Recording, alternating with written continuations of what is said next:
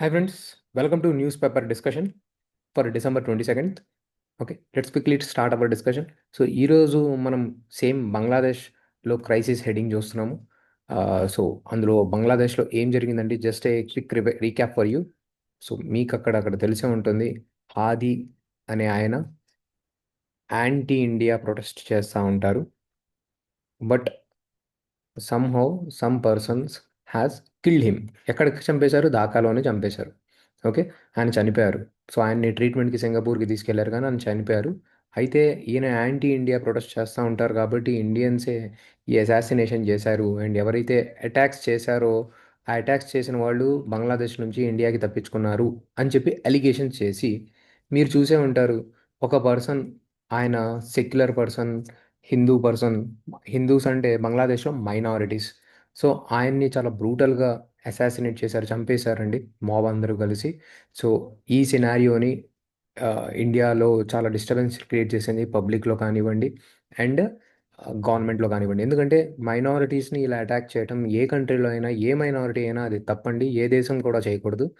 అది దాన్ని తీవ్రంగా ఖండించాలి. సో దట్ ఈస్ ఇండియాకి బార్డర్లో ఉన్న నైబరింగ్ కంట్రీ కాబట్టి ఇండియా కూడా ఖచ్చితంగా దాన్ని ఖండిస్తుంది అండ్ ఖండించాలి. ఓకే, సో దీని గురించి ఇండియా మేము క్లోజ్లీ మానిటర్ చేస్తున్నాము అని చెప్పింది. సో ఎప్పుడైనా కానీ ఇలా మైనారిటీస్ మీద అటాక్స్ ఏ దేశంలోనూ జరగకూడదు. సో ఇప్పుడు ఇక్కడ నెక్స్ట్ ఆర్టికల్ చూస్తే, mob lynching kind of scenario or mob attacks kind of scenario in India గురించి ఒక ఆర్టికల్.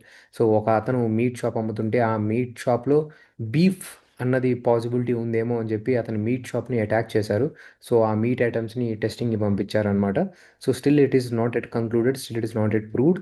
సో ఎప్పుడు కూడా ఈ మాబ్ అటాక్స్, మాబోక్రసీ అంటే గుంపులో మనకేం జరుగుతుందిలే అన్న ధైర్యంతో అటాక్ చేస్తారు. మీరు రీసెంట్లీ చూసే ఉంటారు, నిధి అగర్వాల్, మన ఫిల్మ్ యాక్ట్రెస్.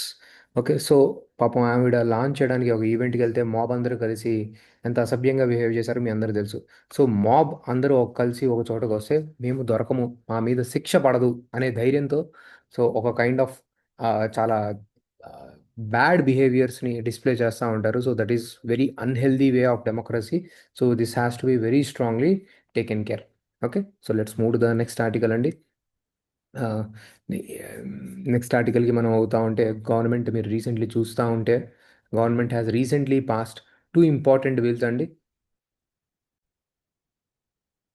సో ఎంజీఎన్ఆర్ఈజీని రీప్లేస్ చేస్తూ గవర్నమెంట్ ఒక బిల్ తీసుకొచ్చింది. ఆ బిల్ ప్రెసిడెంటల్ అసెంట్ వచ్చేసింది. సో ఆ బిల్ పేరు VB G RAM bill, Viksit Bharat guarantee for Rozgar and Ajeevika mission. Right. So బేసిక్గా ఇది ఎంజీఎన్ఆర్ఈజీని రీప్లేస్ చేస్తూ తీసుకొచ్చిన యాక్ట్. అయితే గవర్నమెంట్ ఏమంటుందంటే, మేము ఎంప్లాయ్మెంట్ గ్యారంటీని తీసేసినట్టు కాదు, మేము 100 డేస్ బదులు 125 డేస్ని ఎంప్లాయ్మెంట్ ప్రొవైడ్ చేస్తున్నాము. అండ్ ర్యాండమ్లీ కాకుండా ఎంప్లాయ్మెంట్ని 4 ఏరియాస్లో ప్రొవైడ్ చేస్తున్నాం. ఇది మంచి పాయింట్ అండి. సో మీరు చూస్తే, ఇంతకుముందు ఏదో ఒకటి పని చేసామా, వాళ్ళకి డబ్బులు ఇచ్చేసామా అన్నట్టు కాకుండా, మేము ఒక స్మార్ట్ వేలో మనం ఎంప్లాయ్మెంట్ జనరేట్ చేస్తాం. ఎక్కడ? వాటర్ సెక్యూరిటీ కోసం, రూరల్ ఇన్ఫ్రాస్ట్రక్చర్ కోసం, లైవ్లీహుడ్ రిలేటెడ్ ఇన్ఫ్రాస్ట్రక్చర్ కోసం అండ్ ఎక్స్ట్రీమ్ వెదర్ మిటిగేషన్ కోసం. సో ఎవరికైతే పని ఇస్తున్నారో ఆ పని అన్నది చాలా ఇంపార్టెంట్ పనులు, దానివల్ల కంట్రీకి ఇన్ఫ్రాస్ట్రక్చర్ కూడా జనరేట్ అవుతుంది. అలాంటి పనిని మేము క్రియేట్ చేస్తున్నాము. అంతేకాకుండా ఆ పనికి డబ్బులు కనుక ఇవ్వకపోతే దానికి పెనాల్టీ కూడా ఉంటుంది. So government note side MGNRG created works. So works మాత్రమే క్రియేట్ చేయకుండా కంపల్సరీగా పెనాల్టీ ఇచ్చేలాగా వాళ్ళకి పేమెంట్ జరగకపోతే కైండ్ ఆఫ్ ప్రొవిజన్స్ని మేము ఇంట్రొడ్యూస్ చేసాము. అండ్ దానికోసమే మేము బడ్జెట్ని కూడా అలాట్ చేశాము అని చెప్పి గవర్నమెంట్ చెప్తుంది. అవును, 60:40 ఫండింగ్ సెంటర్కి స్టేట్కి మధ్యలో, కానీ మేము ఇంకా స్ట్రాంగ్ మెజర్స్ తీసుకొచ్చాము. సో ఎవరైతే అపోజిషన్ వాళ్ళు దీన్ని క్రిటిసైజ్ చేస్తున్నారో ఆ క్రిటిసిజం అనేది రైట్ కాదు. చూడండి, penalty for delay in wages కూడా మేము చేస్తున్నాము అని చెప్పి గవర్నమెంట్ చెప్పిందనమాట. Right. So very important concept, very important act అండి. నెక్స్ట్ ఇయర్కి ఇది చాలా ఇంపార్టెంట్. సో అలాగే శక్ శాంతి బిల్ గురించి కూడా న్యూస్లో ఉంది. రైట్. ప్రీవియస్లీ మనం చూద్దాం, ఎడిటోరియల్ కూడా దాని గురించి డిస్కషన్ ఉంది. Okay, let's move towards the next article. మీరు ఇక్కడ చూస్తుంటే కన్జ్యూమర్ కోడ్స్ గురించి అండి. సో కన్జ్యూమర్, మనకి ఏదన్నా కంప్లైంట్ మనం చేయాలంటే, ఏదైనా మనం వస్తువు కొనుక్కున్నాం, ఆ వస్తువు కొనుక్కున్న దాని గురించి మనం కంప్లైంట్ చేయాలంటే దగ్గరికి వెళ్తామంటే మనం కన్జ్యూమర్ కోర్ట్స్ కిందకి వెళ్తాం. కానీ కన్జ్యూమర్ కోర్ట్స్లో ఏదైతే స్పీడీ జస్టిస్ ప్రొవైడ్ చేయాలో అక్కడ చూస్తే సో మెనీ కేసెస్ పెండింగ్ ఉన్నాయండి. సో అసలు అక్కడ ఈ కన్జ్యూమర్ కోర్ట్స్కి మీరు వెళ్ళటమే ప్రాబ్లమాటిక్ అనేలాగా చాలా కోర్ట్స్ ఆ కేసెస్ పెండింగ్ ఉన్నాయని చెప్పి ఆర్టికల్ చెప్తుంది. ఓకే, చలో let's move to next article. So దాని గురించే మనం ఇందాక ఏదైతే కన్జ్యూమర్ కోర్ట్స్ గురించి మాట్లాడుకున్నామో అదే ఆర్టికల్ని ఫర్దర్గా డిస్కషన్ ఉంది. Let me take you to that article. So మీరు ఇక్కడ చూస్తూ ఉంటే ఈ కన్జ్యూమర్ కోర్ట్స్ ఆర్టికల్స్ గురించి మీరు చూస్తూ ఉంటే చూడండి, vacancies in the judicial and non judicial boards. So ఇప్పుడు ఈ కేసెస్ని హియరింగ్ చేయాలా, కానీ ఈ కేసెస్ని హియరింగ్ చేయాలంటే మీకు కన్జ్యూమర్ కోర్ట్స్లో both judicial members and the non judicial members, అంటే లాని వైలేట్ చేసినందుకు చెక్ చేయడానికి judicial members, and at the same time అందులో ఏమైనా టెక్నికల్ మ్యాటర్స్ ఉన్నాయని చెక్ చేయడానికి non judicial members. For suppose మీరు ఒక బిస్కెట్ ప్యాకెట్ కొనుక్కున్నారండి, ఆ బిస్కెట్ ప్యాకెట్ వెనకాల లేబుల్స్ ఉంటాయి, ఆ కార్బోహైడ్రేట్స్ ఇంత అది ఇంత అని. సో ఇప్పుడు ఇవి జుడిషియల్ పర్సన్కి అర్థం కాదు, వీళ్ళు లాని ఫాలో చేశారా లేదా అన్న వరకే జుడిషియల్ మెంబర్స్ చూస్తారు. నాన్ జుడిషియల్ మెంబర్స్ ఈ టెక్నికల్ ఆస్పెక్ట్స్ చూస్తారు. ఫర్ సపోజ్ ఇందులో షుగర్స్ ఎక్కువగా ఉన్నాయి, ఆర్ అన్హెల్దీగా ఉన్నాయి, ఆర్ వీళ్ళు సరిగ్గా చెప్పలేదు. సో దీన్ని మీరు కంప్లైంట్ చేశారు, దీన్ని కన్జ్యూమర్ కోర్ట్స్ చెక్ చేస్తారనమాట. So we have consumer courts at the central level, state level and the district level. ఎప్పుడైతే ఈ మానిటరీ వాల్యూ, ఇప్పుడు బిస్కెట్ ప్యాకెటే కదా, అప్పుడు డిస్ట్రిక్ట్ కోర్ట్కి వెళ్తుంది. ఇంకా పెద్ద ఐటమ్ అయితే స్టేట్కి వెళ్తుంది. ఇంకా పెద్దది ఒక ల్యాప్టాపో, ఒక కంప్యూటరో, ఒక ఇల్లు ఏదో కొన్నారు, అప్పుడు మీకు సెంట్రల్ లెవెల్కి వెళ్తుంది అనమాట. ఎప్పుడైతే మనీ ఇన్వాల్వ్మెంట్ 2 crore కంటే ఎక్కువగా ఉన్నప్పుడు సెంట్రల్ లెవెల్ కోర్ట్స్ దగ్గరికి వెళ్తుంది. కానీ ఇవన్నీ చెక్ చేయాలి అంటే దీంట్లో both judicial members and non judicial members ఉండాలి. అండ్ వీళ్ళు మీరు ఎప్పుడైతే కంప్లైంట్ చేస్తారో వాళ్ళు దాన్ని టెస్టింగ్ కూడా చేస్తారు. అండ్ దీనికి ఒక టైం లిమిట్ కూడా ఉంది. కన్జ్యూమర్ ప్రొటెక్షన్ యాక్ట్ ప్రకారం there is a time limit to handle such cases, right? So మీకు ఏదన్నా ప్రోడక్ట్ గురించి కంప్లైంట్ ఉంటే మీరు కన్జ్యూమర్ కోర్ట్స్కి వెళ్తారు. అండ్ ఈ కన్జ్యూమర్ కోర్ట్స్ అనేవి ఈ కేసెస్ని హ్యాండిల్ చేయడానికి, టైమ్లీగా హ్యాండిల్ చేయడానికి 3 months, ఆర్ టెస్టింగ్ చేసేటట్టయితే 6 months టైం లిమిట్ ఉంటుంది, రైట్? సో మీరు దీన్ని అపీల్ కూడా చేయొచ్చండి, రైట్? అండ్ మీరు ఏ వస్తువు కొన్నా కూడా, అంటే నాట్ జస్ట్ ప్యాకేజ్డ్ ఐటమ్స్, మీరు ఆన్లైన్లో మీరు ఐటమ్ ఆర్డర్ చేసినా కూడా, ఈ కామర్స్ ద్వారా అమెజాన్, ఫ్లిప్కార్ట్ ద్వారా చేసినా కూడా ఈ కన్జ్యూమర్ కోర్ట్స్కి వెళ్ళొచ్చు. అండ్ మీరు కంప్లైంట్స్ కూడా ఆన్లైన్లో కూడా ఫిల్ చేయొచ్చండి.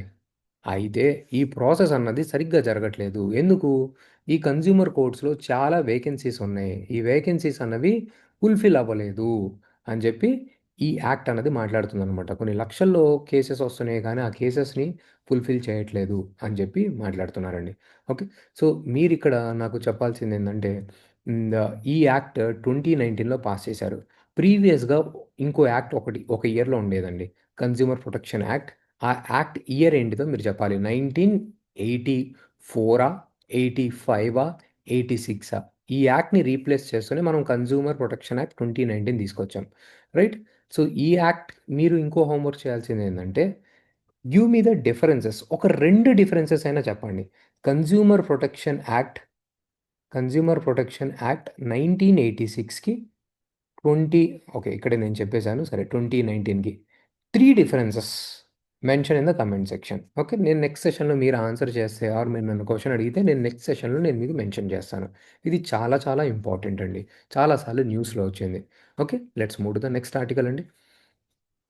నెక్స్ట్ ఇస్రో మనకి రీసెంట్‌లీ ఎల్‌వీఎం-3, ఇది మనకి రాకెట్ లాంచింగ్ వెహికల్స్ మీకు చూపిస్తాను చూడండి. ఎల్‌వీఎం-3s ఎలా ఉంటాయో. ఇక్కడ చూస్తున్నారా? సో ఇది మనకి హెవియెస్ట్ రాకెట్ లాంచింగ్ వెహికల్స్ అండి. సో మీరు చూస్తా ఉంటే ఓకే. సో వీటిని మనం ఎల్‌వీఎమ్స్-3 అంటాము.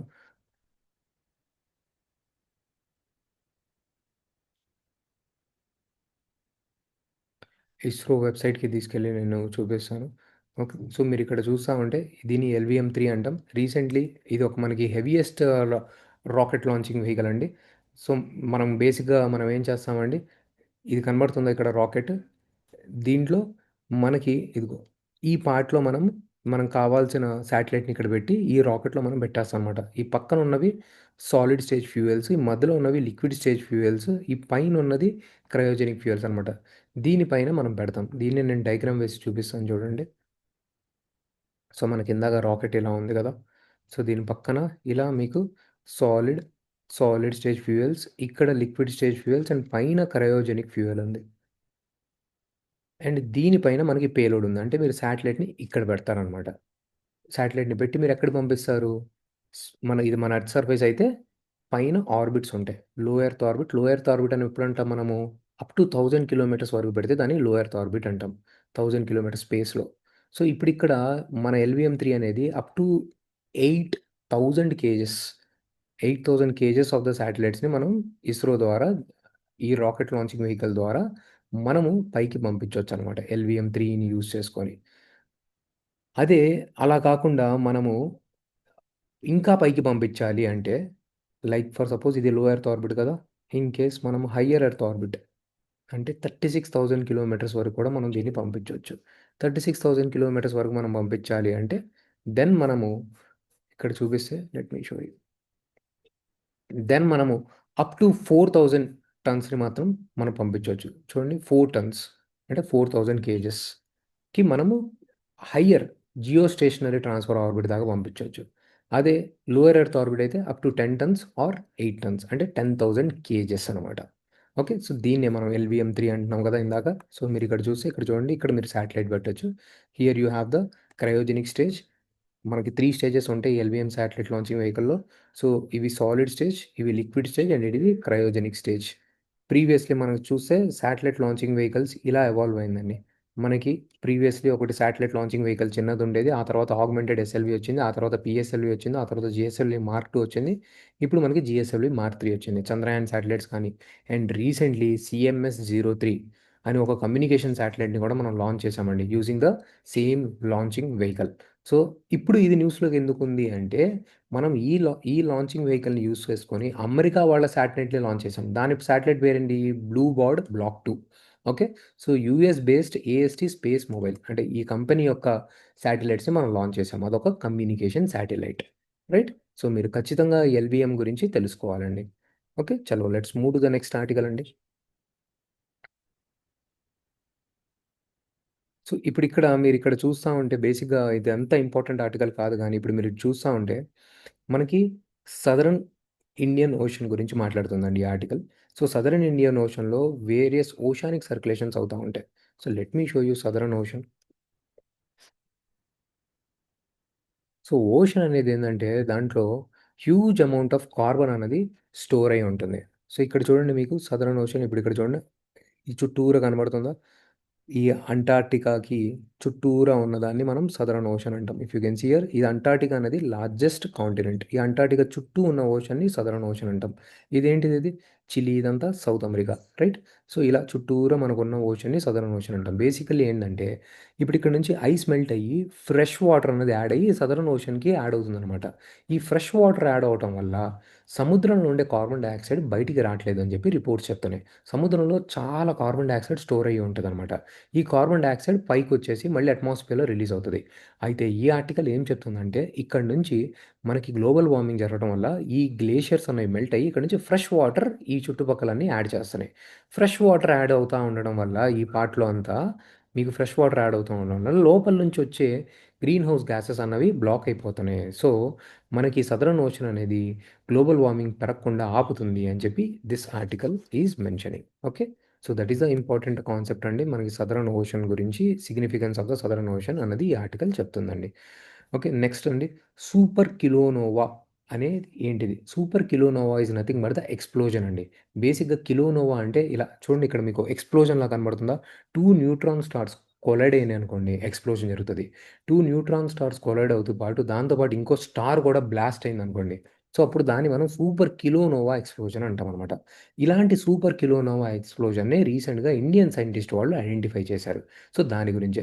సో, సూపర్ కిలోనోవా అంటే ఏంటిది? A rare kind of cosmic explosion. ఎప్పుడైతే 2 న్యూట్రాన్ స్టార్స్ స్మాష్ అవుతాయో అండ్ ఈ స్మాషింగ్ టైంలో చాలా amount of light, heat, energy release అవుతది. దాంతో పాటు గోల్డ్, ప్లాటినం ఇలాంటి మెటీరియల్స్, నియోబిడినం ఇలాంటి మెటీరియల్స్ కూడా రిలీజ్ అవుతాయి. సో, దాన్నే మనం సూపర్‌నోవా ఎక్స్‌ప్లోజన్ అంటారనమాట. అదే చిన్న సైజ్‌లో జరిగితే kilonova explosion. Okay. So, that is the concept that is being spoken about అండి. నెక్స్ట్ ఎంజీఎన్ఆర్‌ఈజీ బిల్ రీప్లేస్‌మెంట్ గురించి మళ్ళీ సేమ్ ఆర్టికల్ మాట్లాడుతుంది. ఆల్రెడీ మనం దీని గురించి చాలా సార్లు డిస్కస్ చేసాము. So, I'm not getting into that అండి. ఓకే. నెక్స్ట్ ఇంపార్టెంట్ ఆర్టికల్ వచ్చేసి India and Africa ties. So, మీరు చూసుంటే మన ఇండియన్ ప్రైమ్ మినిస్టర్ రీసెంట్‌లీ 3 కంట్రీస్‌కి విజిట్ చేశారు. రైట్? ఏంటిదండి అది? Ethiopia. Ethiopia is a African country. అది కాకుండా జార్డన్ అది కాకుండా ఒమన్, గల్ఫ్ కంట్రీస్‌కి కూడా విజిట్ చేశారు. సో, ఈ కంటెక్స్ట్‌లో ఈయన ఏమంటున్నారంటే ప్రీవియస్‌లీ కూడా మన Indian prime minister Ghana and Namibia కంట్రీస్‌కి కూడా విజిట్ చేశారు మన ప్రైమ్ మినిస్టర్. సో, ఈ ఘనా, నమీబియా ఈ ఆఫ్రికన్ కంట్రీస్‌కి ఫస్ట్ మీరు మ్యాప్‌లో చూడండి. So, see the countries in the map. Ghana. So, ఎప్పుడు కూడా మనం ఇలా చూడాలి. సో, చూడండి ఇక్కడ మీకు ఘనా కనబడుతుందా? So, this is the part they have shown. See here this is the Ghana. So, మనకి ఇక్కడ నుంచి మంచి గోల్డ్ కూడా ఉంటుంది. అండ్ కోస్టల్ కంట్రీ అనమాట. సో, మంచిగా మనకి వెస్టర్న్ ఆఫ్రికన్ నేషన్స్‌లో స్టేబుల్‌గా ఉండే country. And this is also part of ఇకోవాస్. ఇకోవాస్ అనేది ఒక grouping of the Africa. Stable democratic countries యొక్క ట్రేడింగ్ గ్రూప్ అనమాట. So, this is the Ghana. ఈ ఘనా అనేది ఇకోవాస్ ఆఫ్రికన్ ట్రేడింగ్ గ్రూప్‌లో ఒక పార్ట్ అనమాట. సో, మనకి ఈ కంట్రీతో రిలేషన్‌షిప్స్ బాగా పెట్టుకుంటే మనకేంటిదంటే ఆహ్, వాళ్ళ దగ్గర నుంచి మనం గోల్డ్ ఇంపోర్ట్ చేసుకోవచ్చు. అండ్ ఎకానమీ కూడా బాగుంటుంది. So, this becomes very important country for us. అలాగే మనకి సదరన్ పార్ట్‌లోకొస్తే నమీబియా కూడా ఉంటుంది. Namibia is very important for rare earth metals. And ఇదొక పెద్ద డిజర్ట్ అనమాట. Western part of the African కాంటినెంట్‌లో ఉంటుంది. So, this is a desert part of the Africa. And ఇక్కడ మనకి రేర్ ఎర్త్ మెటల్స్ ఉంటాయి. అండ్ యురేనియం కూడా ఉందండి. So, Namibia becomes very important for us. Right. So, మనకి యురేనియం ఉండదు మనకి. And at the same time మనకి let me show you in Africa. Okay. So, ఇక్కడ చూసారా? ఇప్పుడు మీకు క్లియర్‌గా అర్థమవుతుందా? ఆల్‌మోస్ట్ ఇన్ ద సదరన్ పార్ట్‌లో మనకి నమీబియా ఉంది చూడండి. ఇక్కడ this is the part and Ghana ఇక్కడ మనం చూసాము. ఓకే. సో, ప్రైమ్ మెరిడియన్ అనేది పాస్ అవుతుంది Ghana. That is also a very important point. Tropic of Capricorn అనేది నమీబియా నుంచి పాస్ అవుతుంది. Okay. If you can see here. So, tropic of Capricorn and మీరు నమీబియాలో చూసుకుంటే ఇక్కడ నమీబియా డిజర్ట్ ఒకటుంది. Ah, and this is the important point. మనం ఇది గుర్తుంచుకుంటే చాలు. ఇక్కడ ఆరెంజ్ రివర్ కూడా డివైడ్ చేస్తుంది సౌత్ ఆఫ్రికాని, నమీబియాని. అండ్ ఇటు సైడ్ బాట్స్వానా ఉంది. ట్రాపిక్ ఆఫ్ క్యాప్రికార్న్ అన్నది దీని నుంచి పాస్ అవుతుంది. సో, నమీబియా కూడా మనకి ఇంపార్టెంట్ ఏరియా. సో, వీళ్ళేమంటున్నారంటే ఆఫ్రికా మనకి ఎందుకు ఇంపార్టెంట్ అంటే మనకి ప్రెజెంట్ మన మార్కెట్ మన ప్రొడక్ట్స్‌ని మనం ఎక్స్‌పోర్ట్ చేయడానికి కరెంట్‌లీ మనము యూఎస్ఏ అండ్ యూరప్ మీద మాత్రమే డిపెండెంట్ ఉన్నాం. అలా కాకుండా మనం ఆఫ్రికా మీద కూడా డిపెండ్ అవ్వచ్చు. ప్రెజెంట్ మన ఇండియా ఆఫ్రికా ట్రేడ్ $100 బిలియన్ ఉంది. సో, దీన్ని మనం $200 బిలియన్ దగ్గర కూడా తీసుకెళ్లొచ్చు. కరెంట్‌లీ చైనాకి $200 బిలియన్ ట్రేడ్ ఉంది. మనం ఎందుకు యూఎస్ఏ, యూరోపియన్ యూనియన్ మీద మాత్రమే డిపెండ్ అవ్వాలి? మన ప్రొడక్ట్స్‌ని ఎందుకు ఆఫ్రికాకి ఎక్స్‌పోర్ట్ చేయకూడదు? Africa is a growing economy. Ethiopia, Ghana అలాంటి మంచి మంచి కంట్రీస్ ఉన్నాయి. అండ్ వాటి దగ్గర కూడా మంచి మినరల్ రిసోర్సెస్ ఉన్నాయి. సో, మనం ఆఫ్రికా పొటెన్షియల్‌ని బాగా యుటిలైజ్ చేసుకోవాలి. మనం ఆఫ్రికాతో ఒక ఫ్రీ ట్రేడ్ అగ్రీమెంట్స్ లాంటివి చేసుకోవాలి. మన ఎక్స్‌పోర్టర్స్‌ని మనం వాళ్ళకి లైన్ ఆఫ్ క్రెడిట్ ఇచ్చి అంటే వాళ్ళకి లోన్స్ ఇచ్చి ఆఫ్రికాకి ఎక్స్‌పోర్ట్ చేసేలాగా మనం ప్రొవైడ్ చేయాలి. ఆఫ్రికాకి సర్వీసెస్ ఎక్స్‌పోర్ట్ చేయొచ్చు. డిజిటల్ ఎకానమీని ఎక్స్‌పోర్ట్ చేయొచ్చు. పీపుల్ టు పీపుల్ అంటే మన ఇండియన్ పీపుల్ అక్కడికి వెళ్లి ట్రేడ్ చేసేలాగా మనం ఎంకరేజ్ చేయొచ్చు. వాళ్ళు మన ఇండియాకొచ్చి చదువుకునేలాగా మనం ఎంకరేజ్ చేయొచ్చు. So, Africa is a very good market for us. మనం దీన్ని స్ట్రాంగ్‌గా ఎంకరేజ్ చేయాలి అని చెప్పి ఈ ఆర్టికల్ చెప్తుంది. అండ్ దీని గురించే మన ఇండియన్ ప్రైమ్ మినిస్టర్ కూడా ఆఫ్రికా విజిట్ అవుతున్నారని, అండ్ ఆఫ్రికాతో మనం సౌత్ అంటే మన డెవలపింగ్ కంట్రీకి మనం కూడా డెవలపింగ్ కంట్రీ కాబట్టి, ఆఫ్రికా కూడా ఒక డెవలపింగ్ కాంటినెంట్ కాబట్టి, మన కల్చర్, వాళ్ళ కల్చర్, మన రిక్వైర్మెంట్స్, వాళ్ళ రిక్వైర్మెంట్స్, మన నీడ్స్, వాళ్ళ నీడ్స్ సిమిలర్‌గా ఉంటాయి. And Africa is also a part of G20 member. So, south కోఆపరేషన్‌కి Africa is a very, very helpful country. And మన ఇండియా యూఎన్ఎస్‌సిలో పర్మనెంట్ మెంబర్‌షిప్ కోసం ఎక్స్‌పెక్ట్ చేస్తుంది. అండ్ ఆఫ్రికా కూడా మనకు సపోర్ట్ చేస్తుంది. సో, మనం బాగా యుటిలైజ్ చేసుకోవాలి ఆఫ్రికాని అని చెప్పి ఈ ఆర్టికల్ మెన్షన్ చేస్తుందనమాట. Okay. So, that is another important aspect. So, అంతేనండి ఈరోజు ఇంపార్టెంట్ కీ ఆర్టికల్స్ అంతే ఉన్నాయి. మిగతావి not relevant for our news. ఇంకొకటి జస్ట్ ఒకటి నేను మీకు చూపించేదేందంటే మీరు వినే ఉంటారు. ఇజ్రాయెల్‌లో వెస్ట్ బ్యాంక్ ఉంటుంది. వెస్ట్ బ్యాంక్‌లో పాలస్తీన్ పీపుల్ మాకు వెస్ట్ బ్యాంక్ అండ్ గాజా 2 కలిపి పాలస్తీన్ టెరిటరీగా ఇవ్వండి అని చెప్పి అడుగుతున్నారు. కానీ ఇజ్రాయెల్ వాళ్ళు మాత్రం వెస్ట్ బ్యాంక్‌లో వెళ్లి ఇల్లీగల్ సెటిల్మెంట్స్‌ని ఆథరైజ్ చేస్తున్నారు. Let me show you west bank. So, ఎప్పుడు కూడా మనకి న్యూస్‌లో ఒక ఆర్టికల్ వస్తే, దాన్ని మనం ఖచ్చితంగా దాని మ్యాప్ అండ్ లొకేషన్స్ చూడాలి. ఓకే. సో, ఇక్కడ మీరు చూస్తున్నారా? సో, ఇప్పుడు మీరు ఇక్కడ చూస్తా ఉంటే ఇది ఇజ్రాయెల్ కంట్రీ, ఈ వెస్ట్ బ్యాంక్ అండ్ ఇక్కడ గాజా. ఈ రెండిటిని కలిపి పాలస్తీన్ ఇవ్వండి అని చెప్పి అడుగుతున్నారు. సో, జార్డన్ ఇక్కడ ఉందా? జార్డన్‌కి మనం రీసెంట్‌లీ వెళ్ళింది. ఈ Golan heights is a part of the Syria. Okay. ఇక్కడ పైన లెబనాన్ ఉంది. మీరు ఇక్కడ చూస్తా ఉంటే ఇజ్రాయెల్ అండ్ లెబనాన్‌కి మెడిటేరియన్ సీతో లింక్ ఉంది. ఓకే. సో, సిరియాకి లేదు. Okay. So far so that is the point that we need to understand. So, మనము ఇప్పుడు ఇజ్రాయెల్ వాళ్ళు ఏమంటున్నారంటే ఈ వెస్ట్ బ్యాంక్లో తీసుకెళ్ళి ఇజ్రాయలీ పీపుల్ని సెటిల్మెంట్ చేస్తున్నారు. ఈ వెస్ట్ బ్యాంక్ కూడా మాదే అని చెప్పి ఇజ్రాయెల్ వాళ్ళు అంటున్నారు. కానీ ఇక్కడ ఆల్రెడీ ప్యాలెస్తీన్ పీపుల్ ఉన్నారు. ప్యాలెస్తీన్ పీపుల్ ఏమంటున్నారంటే ఈ వెస్ట్ బ్యాంక్ అండ్ గాజా కలిపి మాకు ఒక కంట్రీ లాగా ఇవ్వండి అని చెప్పి. అండ్ ఇండియా కూడా ఈ పాలస్తీన్ కాజ్ని సపోర్ట్ చేస్తుంది. అండ్ ఫ్యూచర్లో ఇజ్రాయెల్ ప్రైమ్ మినిస్టర్ మన ఇండియాకి రాబోతున్నారు. సో మనం ఒక బ్యాలెన్సింగ్ రిలేషన్షిప్ అనేది మెయింటైన్ చేయాలని చెప్పి మాట్లాడుతున్నారండి. Okay. So another important sea ఇక్కడ చూడండి, డెడ్ సీ కూడా ఉందండి జార్డన్కి అండ్ వెస్ట్ బ్యాంక్కి బార్డర్స్లో. Right. So that's all for today అండి. Thank you for the news discussion. మళ్ళీ కలుద్దామండి. Bye bye. And you guys tell me, మనము south like let me ask you. Okay. So ఈ Dead Sea ఈ Dead Sea దీన్ని Dead Sea అని ఎందుకు అంటాము? Okay, you can mention it in the comment section. That's all for today. Thank you. Bye bye.